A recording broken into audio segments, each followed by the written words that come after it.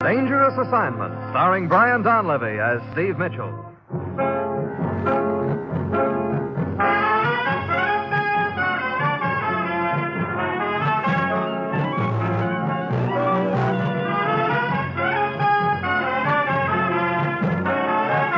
Yeah, danger is my assignment. I get sent to a lot of places I can't even pronounce. They all spell the same thing, though, trouble. But when I walk into the commissioner's office, I don't realize this assignment's going to end up with my saving a guy's life by punching him right in the face.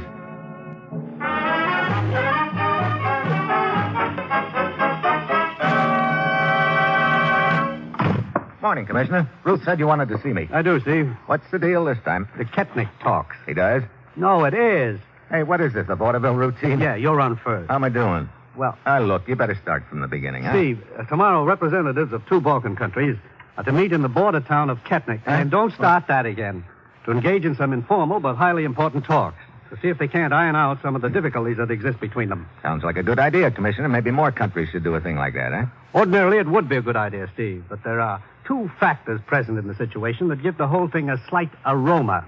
What do you mean? In the first place, one of these countries, let's call it Country A, is controlled by interests which have a long-standing reputation for not wanting to smooth things out. I see. Not only that, according to our information, they have their eyes on Country B and would like some excuse to move in. Well, granted that these Ketnick peace talks don't smell so sweet under those circumstances, what business is this of ours? Ordinarily, it wouldn't be. But General Traska, the representative from Country A, has contacted us undercover and wants to talk to one of our agents. You've been elected. What does he want to talk about? We don't know, except that whatever it is, he insists on complete secrecy. I don't like it, Commissioner. It could be some sort of a trick. I don't like it either, Steve, but we've got to go along with it and find out what General Traska has on his mind. Why? Because he's offering us bait we can't refuse, the return of File 72 with the seal unbroken. What? That's right.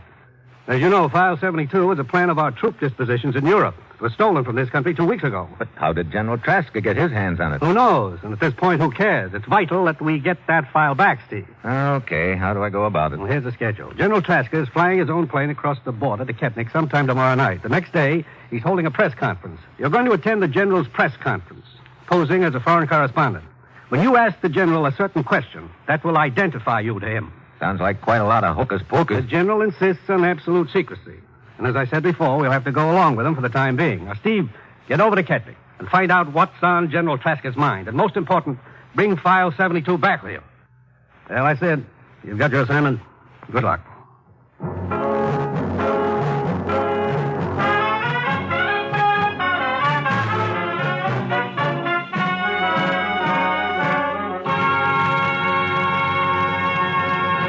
The National Broadcasting Company is presenting transcribed Dangerous Assignment, starring Brian Donlevy in the role of Steve Mitchell, colorful, two-fisted government agent. At all those places of the world where danger and intrigue walk hand in hand, there you will find Steve Mitchell on another Dangerous Assignment.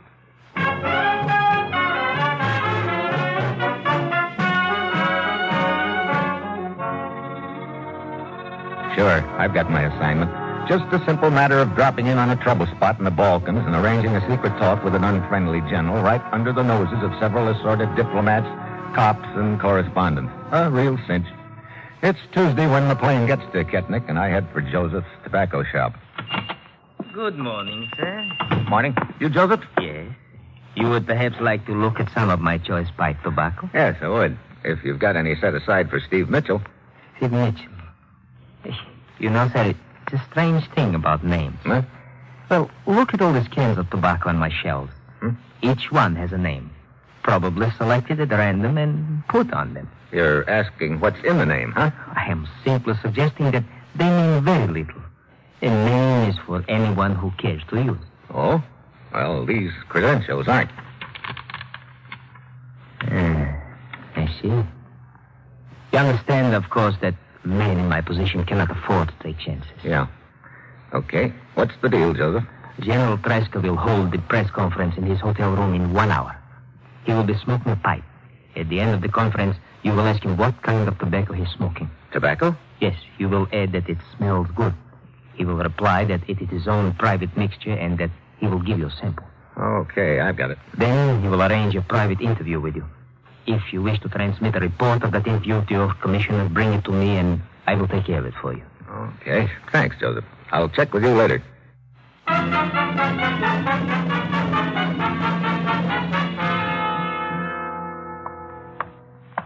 Good morning. Hi. Is this General Traska's room? Yes, the general is inside. Thanks. One moment, please. What's the matter? Why do you wish to see the general? What's it to you? I assure you it is a great deal to me. You will please answer my question? Look, before I start answering questions, I'd like to know who's asking them. I am Captain Ricci of the military. Oh, I see. Most members of the military wear uniforms. On certain occasions, it is better not to. Now, you will please tell me why you wish to see General Traska. He's holding a press conference, and I'm a newspaper correspondent. Your credentials, please. There you are, Captain. So, Steve Mitchell, Trans-Ocean News Service. Well? They appear to be genuine. Appear to be. Brother, you're really a cautious guy, aren't you? In the present situation, caution is essential, Mr. Mitchell. Just what is the present situation, Captain? One of extreme tension between my country and the country represented by General Traska. I have been selected as the general's bodyguard while he is a guest of this country. I see. Well, if you'll quit bodyguarding that door, I'd like to get in on that press conference. Of course. I'll probably be seeing you. You may count on that, Mr. Mitchell. As long as this conference is in session, you will be seeing me frequently. And so, in conclusion, gentlemen of the press, I would like to say simply that I came to this country as a representative of my government in peace. We seek nothing more than a friendly understanding that would pave the way toward a lasting brotherhood between our two countries. Are there any more questions? Thank you, gentlemen. General Traska. Yes? I wonder if you'd mind telling me what kind of tobacco you're smoking. It smells good. Not at all, sir, not at all. It happens to be my own private mixture, but I would be glad to give you a sample of it. Thanks a lot, General. There's no trouble at all. General Traska ushers the other correspondents out the door. I start to hang back, but he gives me a slight shake of the head. Then I see why. Captain Ricci out in the hall is counting noses as the reporters leave, so I go down into the lobby and wait. 5 minutes later, the general comes down and goes over to one of the house phones. I follow him. He picks up the receiver, but holds the hook down with his finger. I do likewise to the phone next to him. Keep your back turned to me, Mitchell. Okay. You got file 72, General? Yes. Is the seal still unbroken? Yes. Okay, what's on your mind? You and your country are businessmen, Mitchell. I'm certain you will approve of my little plan. That all depends on what your little plan is, General. Let us say that your country is not in sympathy with the form of government which now exists in my country across the border from here. Well, I guess you can safely say that, all right. So what? So perhaps the form of government in my country could be changed. Yeah? Who's going to change it? I am. You? Let's have that again. My plans have been completed for weeks. I have key men in certain spots, and I will have a major part of the army behind me. You know, a thing like your planning could get pretty bloody. The end justifies the means. Oh? Just what kind of government are you planning to install in your country? I and my followers are tired of these bungling, mediocre bureaucrats who have been running our country. What we need is a strong leader, one who will rule with an iron hand. I am that leader. Mm-hmm. You know, it seems to me I've heard this tune before a few times. You think your brand of government would give your citizens any more liberty than what they've got now? I am not here to discuss philosophies of government with you, but to make to you a business proposition. The return of File 72 in return for our support, huh? Precisely. Look, General, you ought to know my government better than that. You ought to know they don't go in for supporting... Mitchell, may I remind you once more that this is a business transaction? There's little room in the world of today for ethics. One must be practical. Rest assured, whether I give you your File 72 or not depends on your answer to my proposition. I see. Well, look, General, I don't have any power to give you an answer on a thing like that. I'd have to check with my boss. I cannot give you much time, Mitchell. How much? 12 hours. No more. Okay, I'll see what I can do. 12 hours, Mitchell.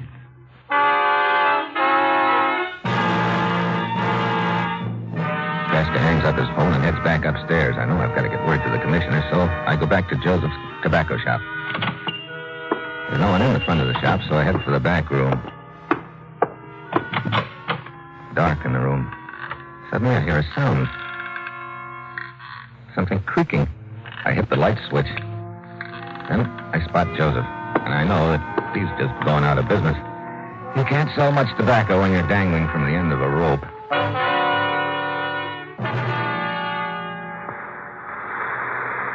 I didn't figure you'd be calling me direct, Steve. Is anything wrong? Yeah. The man who was going to carry the message suddenly went out of business. I see. Did you contact the party? Yeah.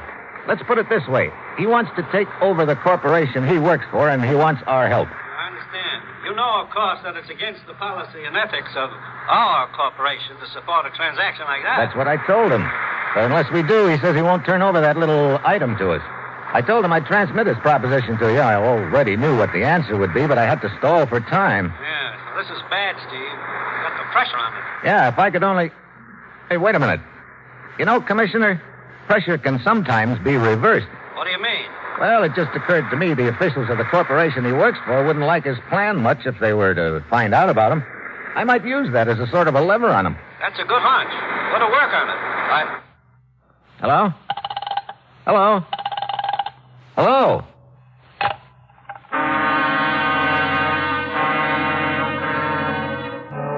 The phone's dead. It's obviously been cut. I ease over to the window, and there are loose wires dangling. Then I hear someone at the front door, so I slip out the back door and head for General Traska's hotel.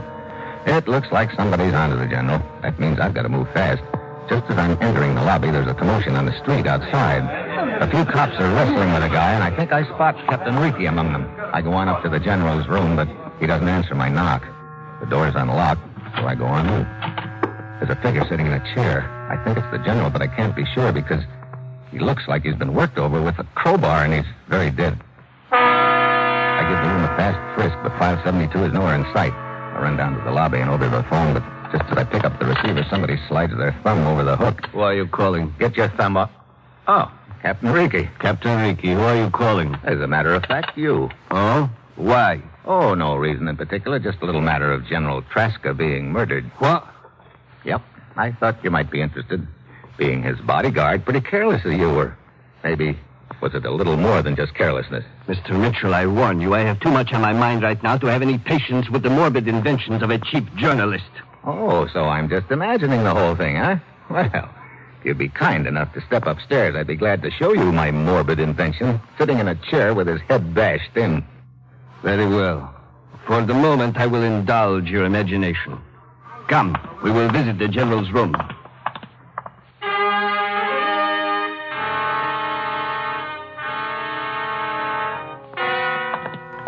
Here we are. Yep, here we are, Ricky. Now we'll see whether I'm imagining things or not. There he is, sitting right... Hey, he's gone. But of course. What do you mean, but of course? I tell you, I saw him sitting in that chair dead not 5 minutes ago. I think you have carried your little game far enough, Look, Mitchell. it's no game, I tell you. And now I tell you, 15 minutes ago, General Traska left this hotel, and he was very much alive. What? I personally saw him into his car and sent 2 of my men with him. Now, look. So obviously he could not have been murdered in this room when he is alive somewhere else. Just a minute, In Cap. other words, Mitchell, this entire thing was only a figment of your imagination.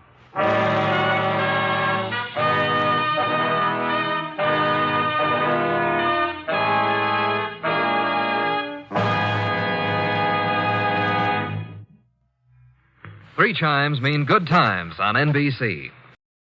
You're listening to Dangerous Assignment, starring Brian Donlevy as Steve Mitchell.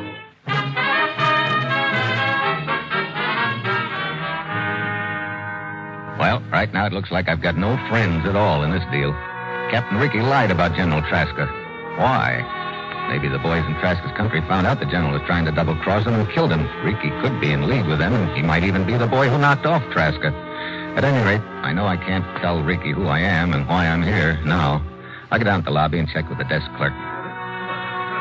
He says he saw General Traska leave the hotel 20 minutes ago. So he's lying, too. Great. I head for the bar to think things over, and then I hear a little gent telling the bartender about a big street fiesta going on down the block, and about the General making a speech there. I collar the guy, and he swears he really saw General Traska there just 5 minutes ago. So I go down the street. It's a big deal with music and dancing. General whoop-de-doo. I stopped a couple of dancers and asked them if the General was really there. Yeah. The General, he made a big speech to us. He left just a minute ago. Yeah, we all saw him. Yeah, thanks. Thanks a lot. Mr. Mitchell. Huh? Who are you? I am Anton, the porter at the hotel. I have information for you. What about? General Traska. Look, if you're going to tell me you saw General Traska a few minutes ago, save it. But I... Hey, this whole town is against me. Or else I really did imagine things. At this point, I'm beginning to wonder. I assure you, Mr. Mitchell, you are not imagining things. What? I did see General Tresca leave the hotel, but he was being carried out by the police, and he was quite dead. Well, so I have got one friend after all. Or have I? What do you mean? Why are you telling me this, Anton? Well, you see, sir, a porter at the hotel makes very little money, and... I get it. Okay, you just got yourself a $10 raise. Here. Thank you, Mr. Mitchell. Well, what else can you tell me? Only that shortly before they took the general's body from the hotel, they arrested the man and took him to jail. Yeah, I remember now. As I entered the hotel, I saw Ricky's boys wrestling with a guy out front. Okay, thanks, Anton. I'll see what I can find out at that jail.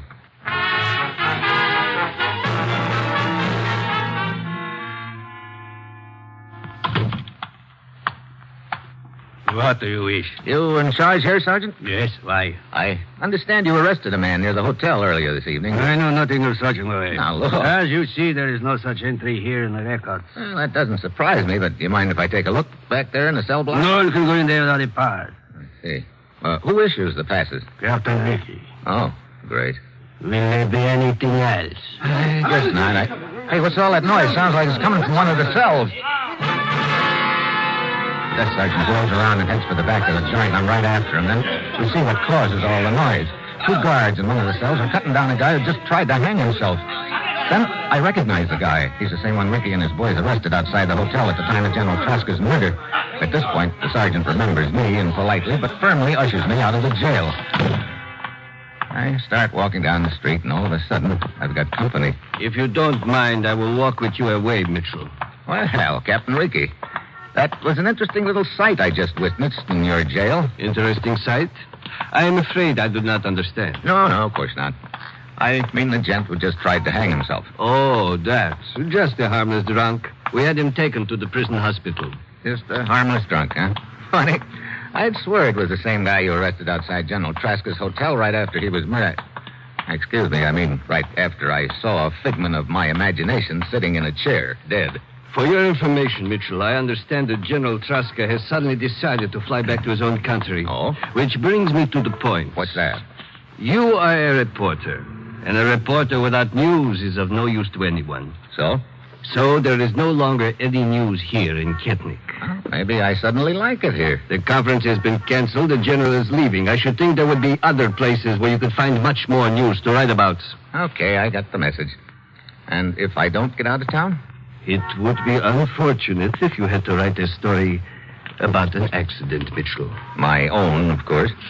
The next train leaves in 1 hour, Mitchell. I sincerely hope I will not see you here in Ketnik after that.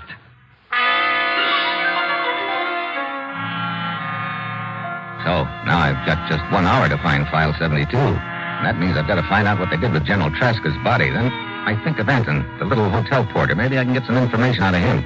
I get his address from the desk clerk and go over.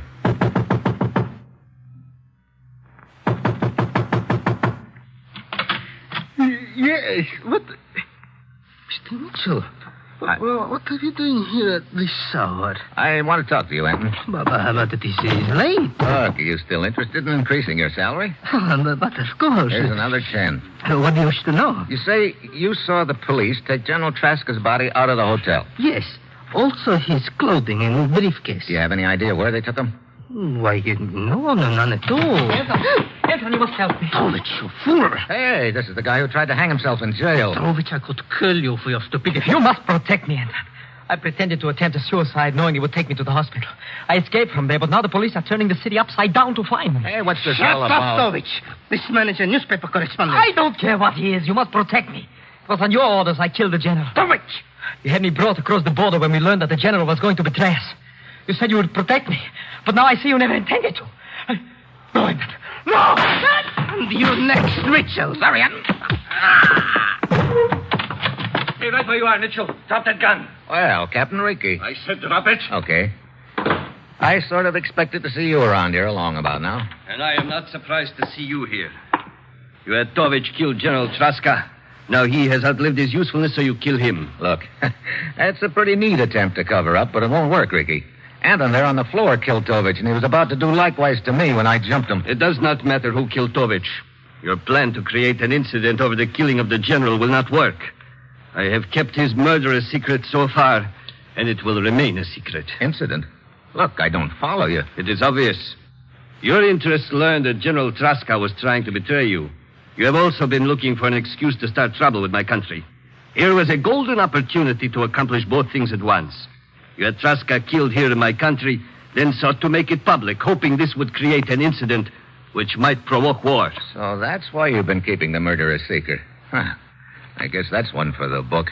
You've been thinking I was working with those interests, and I've been thinking the same thing about you. It is more than a thought about you. It is a fact. I think it's about time we laid a few cards on the table, Ricky. Or should I say credentials. Here, take a look. It will do you no good to... Wait. Yeah, that's what I mean. United States government. That's right. When you started lying about Traska's murder, I thought you were working with the killers. That's why I didn't show you those credentials before. I owe you an apology, Mr. Mitchell. That's okay. And I must say you did a good job of briefing your citizens about covering up the killing. I was beginning to think that I really was crazy until I met Anton. Now I see why he wanted me to know Traska really was dead. He figured I was a reporter and would make headlines out of it. I still do not understand your interest in this matter. It's very simple. General Traska had in his possession a document stolen from my country, File 72. I've got to get it back. I guess now that'll be pretty simple. You've probably got Traska's body hidden somewhere. If you'll just take me there, I'll go through his papers and find the thing, and then my job is done. I'm afraid it's not that easy, Mitchell. What do you mean? I told you earlier in the evening that General Traska had suddenly decided to fly back to his own country. Now, don't start that again. Well, Traska is dead. Yes, I know. But we are going to make it look like that murder was an accident and that it took place in Traska's own country. How? At this moment, one of our pilots is taking off in Traska's plane with Traska's body. Just before he crosses the river which marks the border, he will make a low-altitude parachute jump. Traska's plane will crash into some low hills on the other side of the border. But what about that document I'm after? I placed Traska's briefcase in his plane myself. Untouched. I wanted all his papers to be in order. Oh, great. That means... Wait. Maybe I'm in the clear after all. The plane crashes, bursts into flame, and the document is destroyed. No. The pilot will cut the switch before he jumps. We want Traska's body to be in good enough condition so that positive identification can be made. Then I'm heading for the wreckage of that plane. Mitchell, are you crazy? Are you insane? It will mean crossing the border and trying to escape detection by their patrols. Don't worry. I know exactly what it means. Then you must not. I also know I was sent over here to get File 72, and I'm going to get it. But, Mitchell... Where will I find that wreckage? You cannot make it alone. Then I'll find out. Are you determined to go? What do you think? I think I had better go with you. Come.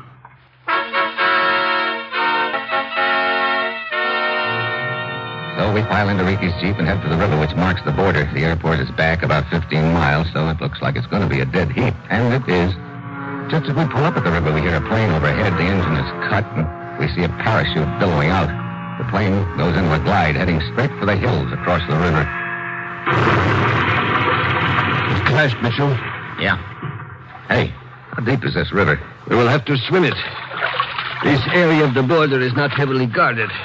It will take their patrols about 15 minutes to get to the scene of the plane crash. 15 minutes?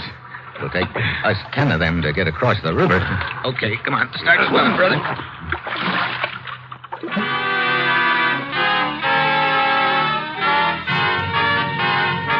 There is the wreckage of the plane on the rise ahead of us, Mitchell. Yeah, no one in sight either. Good. We must work fast. I'm certain they heard the sound of the crash and will send a patrol. Here we are. Fuselage is still pretty much in one piece. Here, help me pry this door open. Oh, all right. There. There's the general's body, all right. Where'd you put his briefcase? Behind the seat. Okay. Brother, this plane is really torn apart. You got a flashlight, Ricky? Yes. Bring it in here. I can't see a thing. Very well. Watch it. There's a lot of jagged metal around. Yes, I see it. Okay. Flash your light around. Wait a minute. There's the briefcase. Hurry up, Mitchell. Hold the light steady. There. You see it? Not yet, but it's going to be in here with those papers someplace. Huh? Wait a minute. Here it is. Okay. Now let's get out of here. Mitchell. What is it? I hear voices. What? Wait a minute. I'll take a look out of one of the holes in the side of the plane. Oh, brother. Who is it? 2 soldiers, and they're heading this way. Mitchell, if they discover us here, the whole plan will be ruined. We'll also be slightly dead. Let's get out of the plane. Too late. They're too close. They'd see us. But what will we do? Get back towards the tail. That's it. Now, get down. Keep quiet. They'll see us. Quiet. This looks like one of our planes, Dimitri.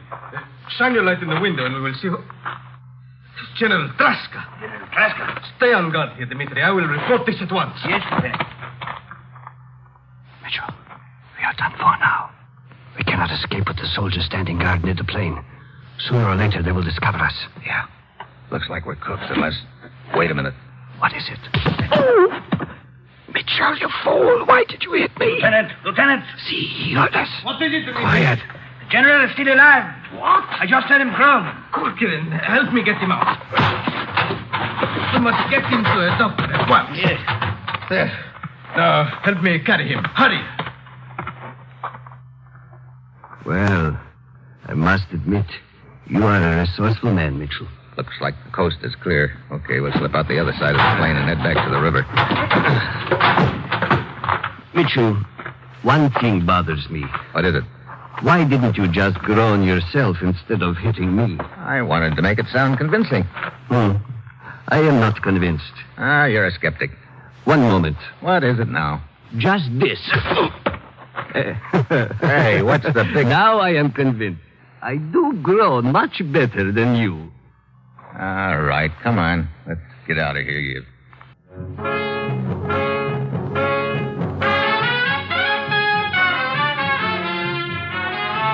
Dangerous Assignment, starring Brian Donlevy as Steve Mitchell, with Herb Butterfield as the commissioner, is written by Bob Reif and Adrian Jondo, with music by Robert Armbruster, and is transcribed, produced, and directed by Bill Karn. Others in today's cast were Tony Barrett, Paul Duboff, Raymond Burr, and Don Diamond. Be with us again next week at this same time when Brian Donlevy, starring in the role of Steve Mitchell, will embark on another dangerous assignment.